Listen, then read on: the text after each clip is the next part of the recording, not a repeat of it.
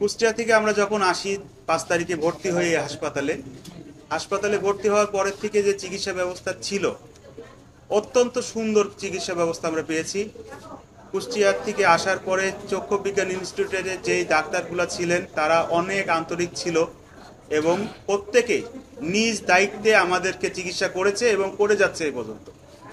আমরা হাসপাতালের যে কর্তৃপক্ষ আছে তাদের সাথে একটু আলোচনা করেছি, তাদেরকে আমরা একটা রিকোয়েস্ট করেছি, সেটা হচ্ছে বর্তমান অনেক এলাকার মানুষ কিন্তু আহত আছে যারা সুচিকিৎসা পাচ্ছে না।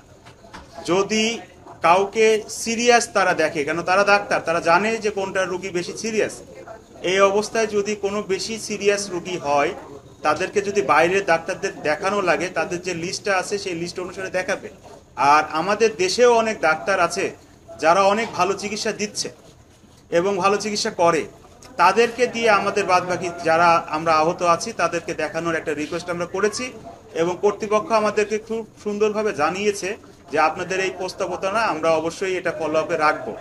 আর দ্বিতীয় কথা হচ্ছে বিদেশে যে ব্যাপারটা, উন্নত চিকিৎসার যে ব্যাপারটা, এইটার জন্য ডক্টর ইউনূস স্যার আমাদের যে ভূমিকাটা নিচ্ছে আমাদের জন্য, আমরা অত্যন্ত খুশি এবং তার কাছে ঋণী। এত শর্ট টাইমে সে 2 দিনের কথা বলে 2 দিনের ভিতরেই একটা টিম বিদেশ থেকে নিয়ে আসলো। আমাদের দেশের যে ডাক্তার বা জাতীয় চক্ষু বিজ্ঞানের ইনস্টিটিউটের যারা পরিচালক আছেন তারা এত পরিশ্রম করে তাদেরকে নিয়ে এসে আমাদেরকে যে চিকিৎসা করাচ্ছে, এর জন্য সবাইকে ধন্যবাদ।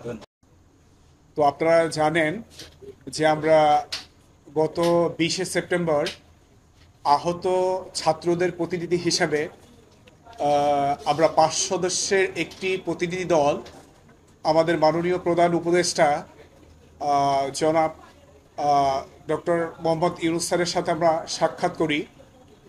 তো সেখানে আমরা কিছু বিষয় নিয়ে তার কাছে আমরা আলোচনা করি। সেই আলোচনা এবং দাবি,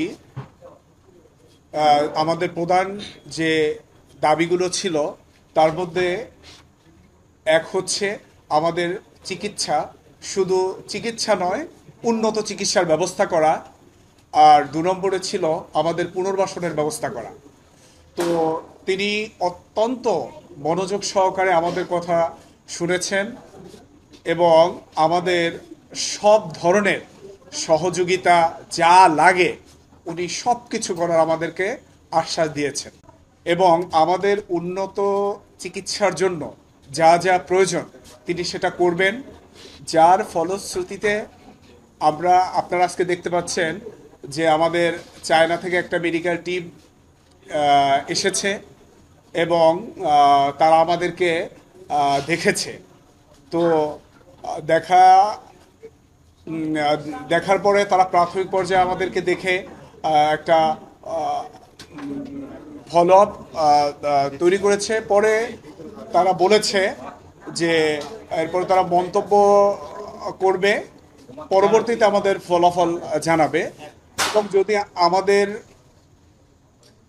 যদি কারো চিকিৎসার জন্য বিদেশে যাওয়ার প্রয়োজন হয় এবং উন্নত চিকিৎসার যদি আরও প্রয়োজন হয় তো তারা সেটাও ব্যবস্থা করবেন, এ ধরনের আমাদেরকে তারা আশ্বাস দিয়েছেন।